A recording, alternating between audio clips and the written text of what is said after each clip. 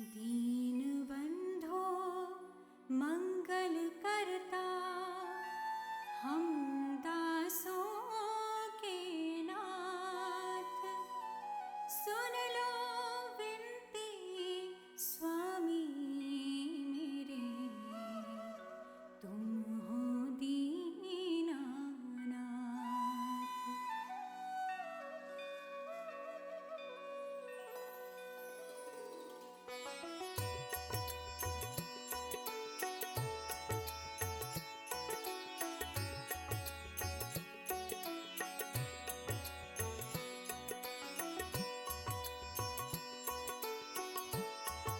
राम राम दोस्तों, हम कल की बात को आगे बढ़ाएंगे और परमजीत जी से आगे की बातें सुनेंगे कि क्या क्या बातें महाराज जी के बारे में उन्होंने और अनुभव करी और हम सभी इस सत्संग का लाभ उठाते हुए इनकी बातें सुनते हैं।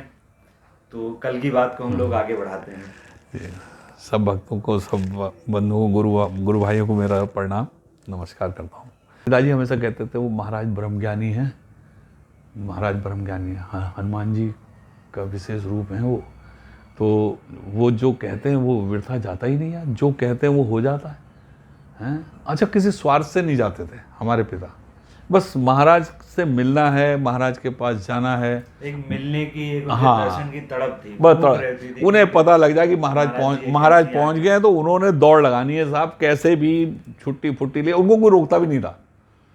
जहाँ जॉब करते थे वो कोई रोक, उन्हें पता लग गया था कि आज साहब नाम के वो महाराज वहाँ पहुंच गए, अब तो जाना है, हाँ इसने तो जाना है। तो पिताजी हमारे जो थे इस तरीके से महाराज, और कहीं भी उन्हें सूचना मिल जाए कि महाराज जी आज हाँ जी, आए, तो वो वहीं पहुंच जाते थे जी अपने जी। काम धाम छोड़ के। एक इस सूचना में आपको बताते हैं, बरेली अपने किसी कोर्ट के काम से गए हुए थे, कंपनी के। बरेली उस समय लेबर कोर्ट जो था यहाँ पर, यूपी था पूरा, था नहीं तो वहीं जी, लेबर कोर्ट वहाँ बरेली में हुआ करती थी।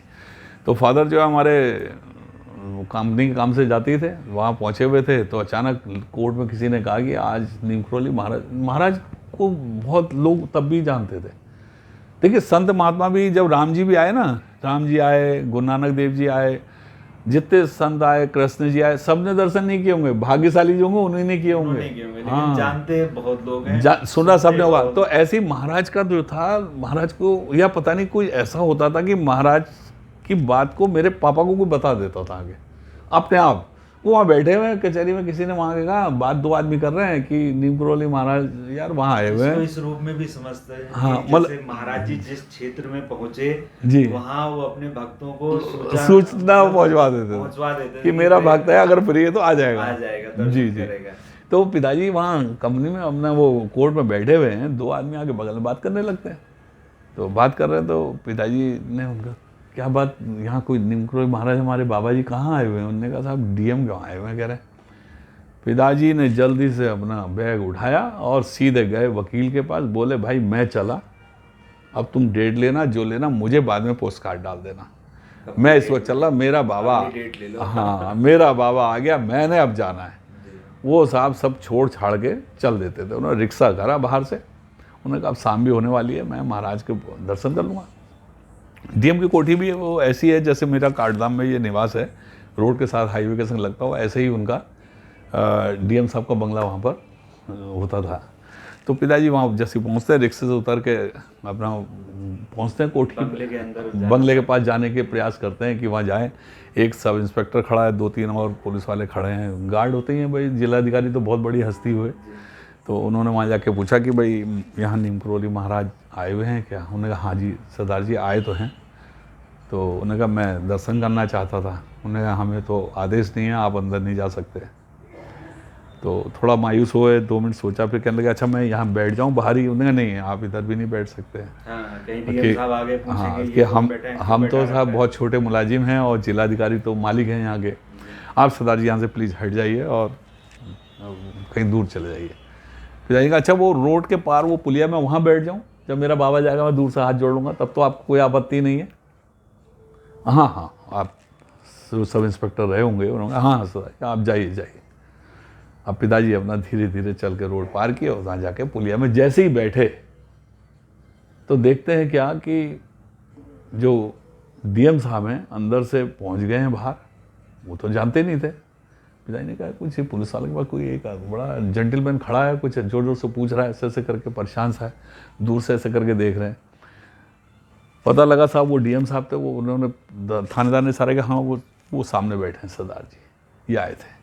वो नंगे पैर डीएम दौड़ता हुआ पिताजी के पास, हाथ जोड़े, ने कहा आप हमारे बुजुर्ग हैं, महाराज आपको बुला रहे हैं, मुझसे गलती हो गई, मेरे जवानों से मैं माफ़ी चाहता हूँ और बाबा जी बहुत नाराज़ हो गए, आप चलिए। उनका हाथ पकड़ के उन्हें पिताजी को उठाया, उन्होंने कहा नहीं मैं महाराज के यहीं दर्शन कर लूँगा, आप परेशान होने, मैं ही जिलाधिकारी हूँ, मैं आपसे क्षमा प्रार्थना कर रहा हूँ, मेरे आदमियों से गलती हो गई। मैं ऐसा कोई हमने सोच के नहीं हुआ है, एक वो यहाँ का प्रोटोकॉल है, डीएम बंगला जितने अधिकारी होते हैं सरकारी, तो उनके वहाँ भारी सिक्योरिटी होती है, ऐसी कोई मंशा नहीं थी, आप बस हमें क्षमा करें और साथ चलें।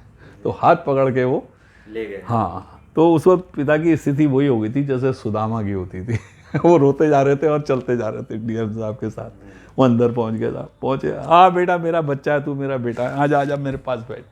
उसको अपने पास, पिता को हमारे, नाम आओ यहाँ बैठो, तुम्हें कोई नहीं रोकेगा, कभी कोई मेरे बेटे को नहीं रोक सकता, मेरे बच्चों को कोई नहीं रोकेगा, मेरे किसी भक्त को कोई नहीं रोकेगा, ये डीएम फीएम कुछ नहीं ऐसा, अगर ये लोग गलती करेंगे तो इनको भी फिर समझना पड़ेगा।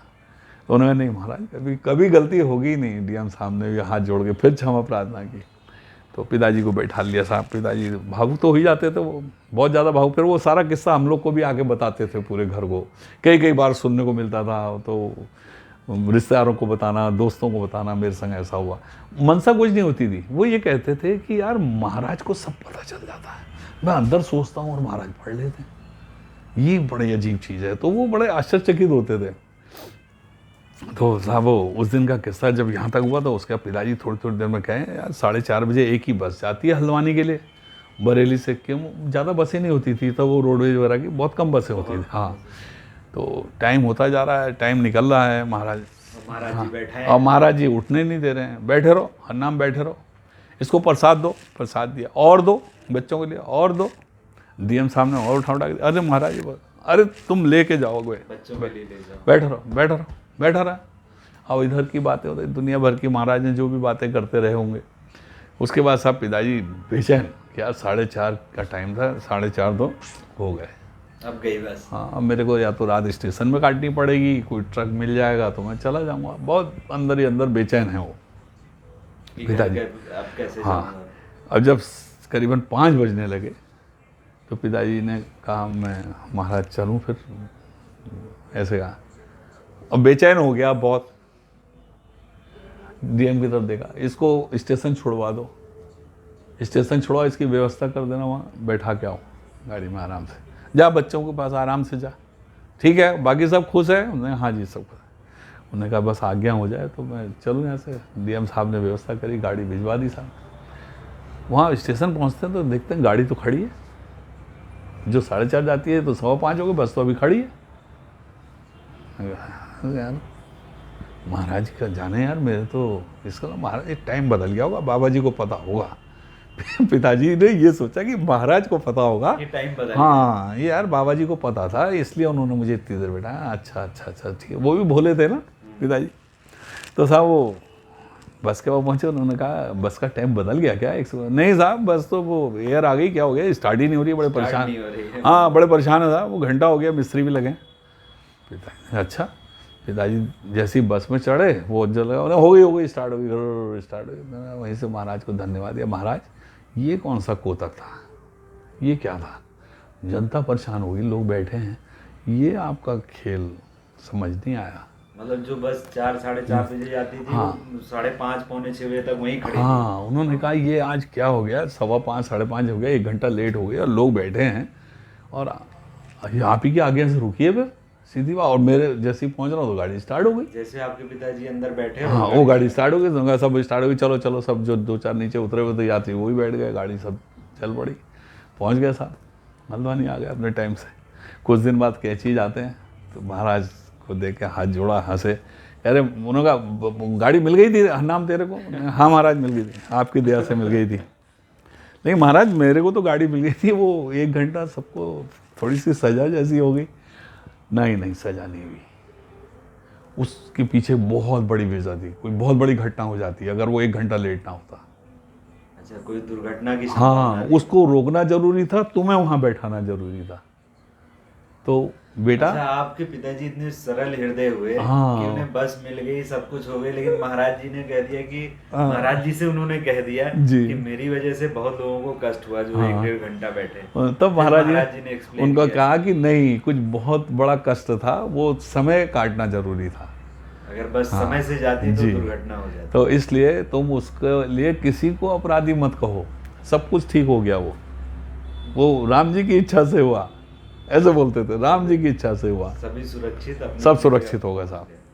तो वो ऐसी कई बार हो जाती हैं बातें, तो महाराज की बातें याद आती हैं कि यार महाराज ने इतनी टाइम पर ऐसे खड़े कोई किया, तो ऐसा करके हर वक्त खड़े रहते हैं, हाथ थामे रखते हैं। हम तो आज भी महाराज से पूरा परिवार कहते हैं, महाराज हमारा हाथ थामे रखना, कहना भूल जाएं तब भी आप मत छोड़ना, हम आपके बच्चे हैं, अज्ञानी हैं, गलती करेंगे।